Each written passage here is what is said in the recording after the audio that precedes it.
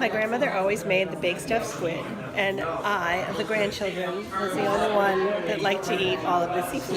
So this became my responsibility. And it's basically the squid bodies and the tentacles and the stuffing inside. Over here. That thing looks awesome. So I take the squid bodies and first I buy it clean. You can buy the squid and clean it yourself, but it's a lot of work. So I buy them clean. I soak the bodies in milk just to get the fishy taste away. No one says to do that. My grandmother always did. And then make the stuffing. So you chop up the tentacles with, this was onions. I use rice instead of breadcrumbs. I can't remember what else. Garlic. And just stuff it with that. Fry it up in the pan and then put it into the squid body. And then put it with white wine and bake it for half an hour.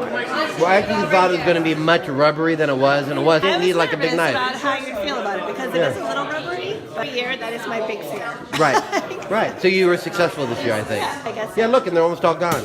Yes. Indeed. Yes. Thank you. You will love that.